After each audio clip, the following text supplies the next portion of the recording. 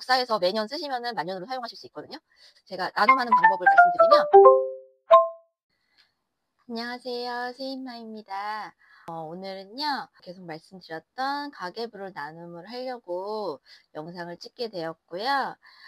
제가 쓰는 가계부는 무료로 공유받아서 참고한 것도 있고요. 참고하면서 필요 없는 건 지우고 저한테 필요한 것만 이렇게 한 거거든요. 블로그에서 한번 공유를 한 적이 있었는데 그게 아직 제게 이렇게 네이버 블로그 치면 나오나 봐요. 작년에 했었는데 굉장히 많은 분들이 받아가셨었는데, 지금도 댓글에 가계부를 이제 요청해 주시는 분들도 계시고 해서 12월 달에 공유를 하려고 하다가 여쭤보시는데 너무 늦어지는 게 너무 죄송스러워 가지고 9월에 한번 나눔을 해야겠다 이런 생각이 들어서 제 블로그에 나와 있는 것보다 조금만 바꿔 가지고 수정을 했어요.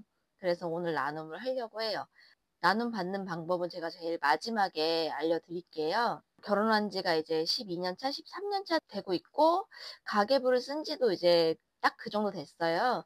저는 결혼 전에도 계속 혼자 이제 가계부를 썼었고, 결혼해서도 이제 빠짐없이 항상 썼었고요. 정말 해볼 건 다 해봤었거든요. 뭐 엑셀, 어플, 수기, 뭐 엑셀과 수기를 합쳐서도 해보고, 현금 생활도 했고, 체크카드로만도 썼고 신용카드로만도 써봤고 맞벌이 하면서 또 4인 가족이 되면서 지금 또 이제는 외벌이 하면서 가계부에도 많은 변화가 있었어요. 부족하지만 공유를 해보려고 해요. 저 같은 경우는 가계부의 그 목적을 굉장히 거창하게 잡지는 않아요. 주변에서 보면은 1억 모으기, 10억 모으기 뭐 이런 식으로 목표를 가지고 하는데 되게 좋은데 그렇게 하다 보면은 실패가 더 많더라고요. 저 같은 경우는.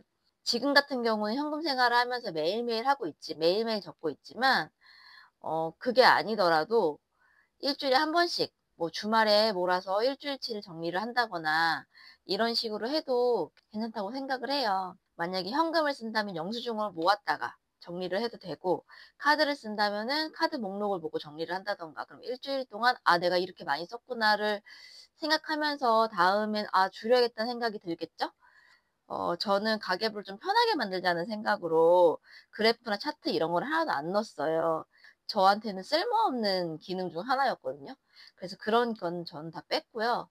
그리고 뭐 저축 같은 경우도 코스나 이런 걸로 돼 있잖아요. 저축은 따로 가계부에 적어놓진 않아요. 매달 저축하는 것만 적어놓고 총 저축은 제가 그냥 어플이나 그런 걸로 확인을 하거든요. 그래서 다른 가계부들처럼 디테일하지는 않아요. 그래서 제가 컴퓨터에 마이크 설치를 안 해서 제가 이 핸드폰으로 그냥 찍을 거거든요. 찍어서 그냥 보여드려야 약간 화질이나 이런 게 떨어질 수는 있거든요. 그래서 제 가계부 설명을 한번 해드리고 하는 게 좋을 것 같아서 설명을 먼저 하고 그 다음에 나눔하는 방법을 알려드릴게요. 이게 제가 공유해드리는 거고요. 원래는 매년 여기에 썼거든요. 여기에 뭐 25년 연말결산, 뭐 25년 1월 이런 식으로 했었는데 그렇게 하니까 수식을 다 바꿔야 되는 거예요. 그게 굉장히 귀찮은 과정이라 그냥 만년으로 했고요. 만약에 26년도 거를 쓰고 싶으면 이걸 복사해서 그대로 복사하면은 또 26년도 걸로 쓰면 되고 25년, 26년 이렇게 구분을 하고 싶으면 저장하는 여기 저장하는 이름을 바꾸면 되고요. 25년 가계부, 26년 가계부 이렇게 바꿔서 사용을 하면 되실 것 같아요. 그래서 저도 원래는 지금까지는 25년 이렇게 해서 여기 밑에 다 적혀 있는 걸로 구글 시트로 사용하고 있는데 이렇게 만년형으로 저도 사용을 하려고 26년도부터는 그러거든요. 그래서 이거는 25년도부터 사용을 하고 26년 이어서 해도 상관없으실 거예요. 우선 첫 번째 페이지를 보면은 저는 연간 일정을 넣었어요. 그래서 월간에 이렇게 매년 체크해야 되는 것들은 이렇게 여기다 적어 놨고요. 요 틀만 써도 되고 전 두 가지를 써놨는데 연 계획도 써놨어요. 여기에 뭐 생일이라든지 경조사 이런 거를 이제 적으려고 여기다가 해놨고 이거는 본인에 맞게 바꾸시면 되고요. 이것만 사용해도 되고 이것만 사용을 해도 상관이 없어요. 만약 여기다가 뭐 누구 아들 생일이라고 하면 이렇게 적고 위에다가 색을 이렇게 표시해주면 한눈에 잘 보이거든요. 각자 다 하면. 그래서 이렇게 해주시면 되고요. 그 다음에는 저는 매달 송금할 곳. 이 시트 같은 경우는 매달 송금, 매달 송금하는 것을 적어 놓거든요. 제가 가계부를 쓰는 목적 중에 하나가 기억을 잘 못해요. 그래서 기록을 해야 되거든요. 그래서 이렇게 매달 송금하는 곳을 쭉 적어 놔요. 여기 은행 두 개가 있잖아요. 원래 월급 통장은 빵원으로 만드는 게 제일 좋대요. 그러려면 근데 또 입출금 통장을 여러 개 만들어야 돼서 통장을 카드값이나 뭐 세금 이렇게 빠져나가는 통장으로 쓰고 있거든요. 그래서 결국은 다 빠져나가면 0원이 되는 거예요. 근데 세금이라는 게 제가 생각했는데 500원이 나가는 거였는데 600원이 나갈 수 있잖아요. 조금의 여유는 넣어두는 편이고요. 이 통장에서는 빠져나갈 것들을 적어놔요. 얼마가 예상으로. 여기는 송금할 거. 이쪽에서는 이렇게 사용하고 있고, 통장 같은 경우는 월급 통장.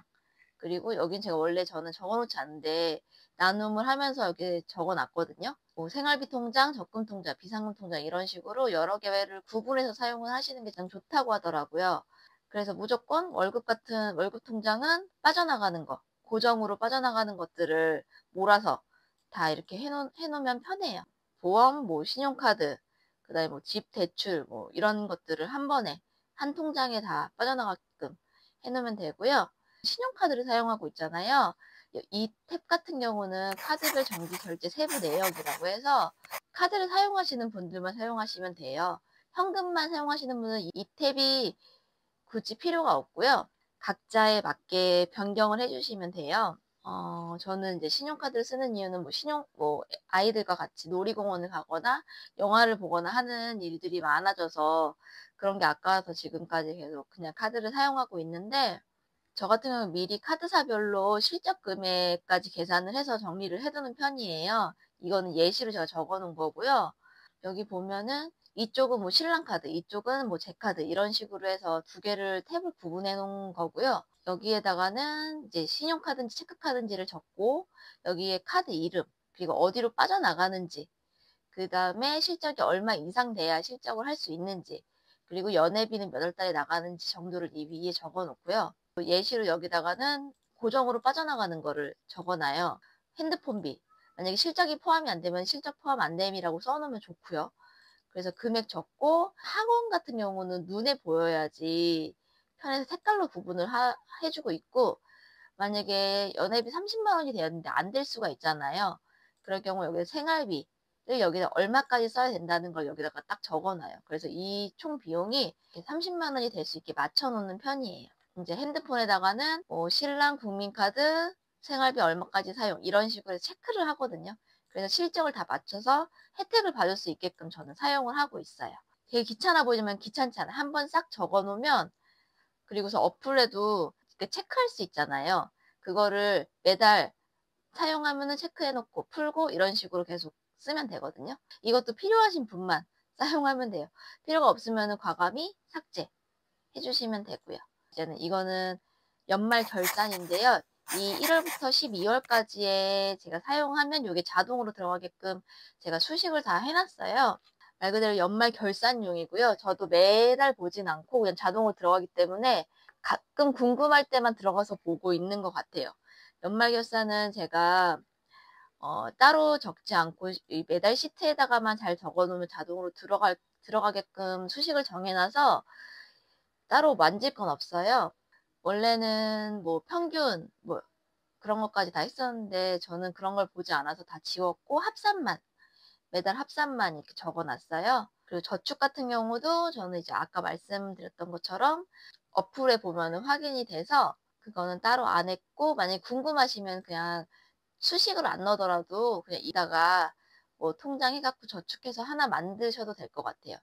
그냥 매달 이렇게 적으셔서 수식이 어려우면 그냥 금액만 이렇게 시트에 보면은 저축 내역이 있거든요. 이것도 이제는 본인에 맞게 조절을 해주시면 되고요. 이제 시트를 볼 건데요. 매달 시트인데요. 저는 이렇게 먼슬리와 위클리를 같이 합쳐서 한 페이지로 만들었고요. 예전에는 먼슬리 따로, 뭐 위클리 따로 이렇게 했었는데 보기가 되게 불편해서 여기는 위클리고요. 여기는 먼슬리 부분인 거거든요.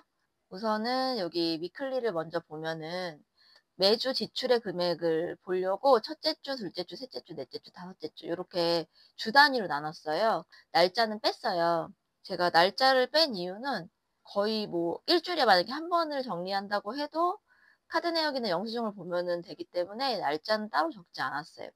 제가 여기에 이렇게 해놨어요.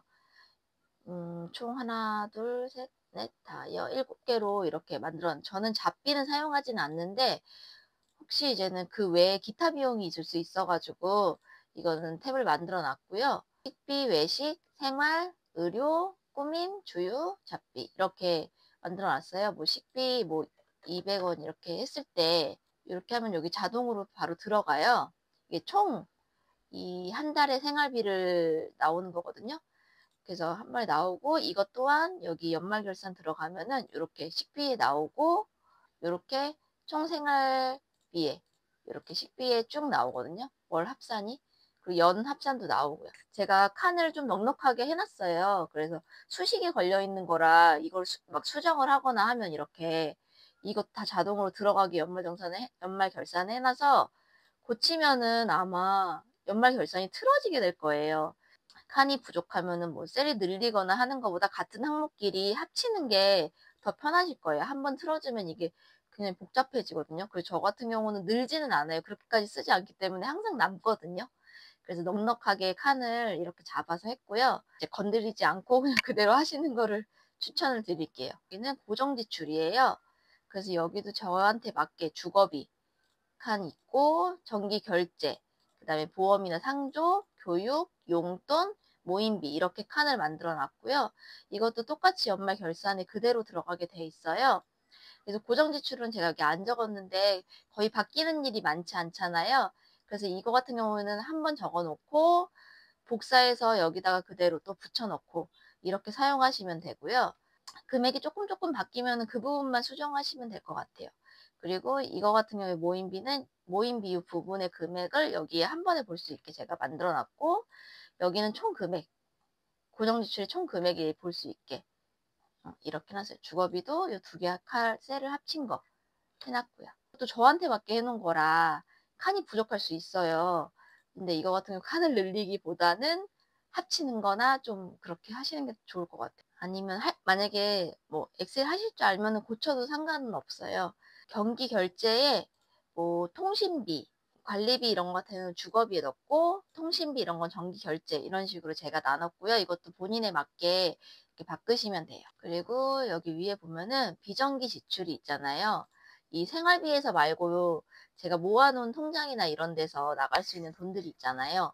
그래서 이 비정기 저출 탭을 이렇게 만들어 놨고요. 이거는 이름은 바꾸셔도 돼요. 맞게. 이게 수식이 걸려 있는 게 아니어가지고 그냥 바꾸고 여기 비정기 지출 여기에 이름 바꾸시면 돼요. 근데 이것도 자동으로 들어가서 여기에는 안 바꾸시는 게 좋아요. 수입 부분 또 자동으로 들어가게끔 해놨고요. 부수입도 있고요.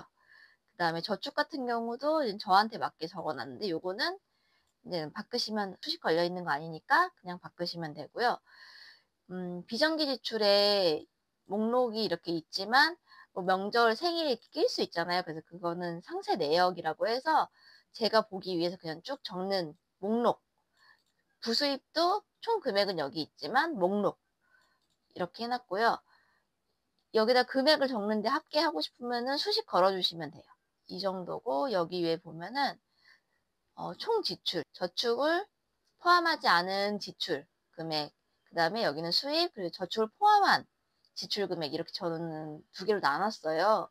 저축을 하지 않았을 때 금액과 저축했을 때 금액을 한눈에 보려고 저는 이렇게 탭을 만들어 놨거든요. 이렇게 사용하시면 되고 12월까지 이렇게 1년치 가계부고요. 앞에 말한 것처럼 만년으로 사용하시면 돼요. 이거를 만약에 아예 매년 이걸 그대로 쓰신다고 했을 경우에는 아무것도 안 써 있는 이거를 복사를 하나 하셔가지고 복사해서 매년 쓰시면은 만년으로 사용하실 수 있거든요. 제가 나눔하는 방법을 말씀드리면 제 메일 주소를 여기다가 이제 써드릴게요. 그럼 메일로 가계부 공유 뭐 해달라고 이렇게 메일 주시면 제가 답장으로 해서 보내드릴게요. 아무래도 그걸 다 복사해서 하나씩 하는 것보다는 제가 답장으로 해서 하는 게 더 빠르고 편할 것 같다는 생각이 들어가지고 이제 그렇게 하고요. 좋아요와 구독 해주시면 너무 감사할 것 같고요. 그리고 부족한 게 있지만 그래도 잘 써주시면 너무 감사할 것 같고 저도 이걸로 맨날 수정하면서 쓰긴 하거든요. 제가 전문가가 아니라. 기간은 9월 26일까지 나눔을 해 드릴게요. 그리고 연말에 혹시나 못 받으신 분 있으면 연말에 한 번 더 나눔을 하거나 이런 방법으로 할게요. 그러면은 매일 필요하신 분들 메일 주시고요. 제가 늦더라도 다 보내 드릴 테니까 조금 기다려 주시면 돼요. 그러면 필요하신 분 메일 주시고요. 좋아요, 구독 한 번씩만 해 주시면 감사할 것 같아요. 감사합니다. 다음에 뵐게요.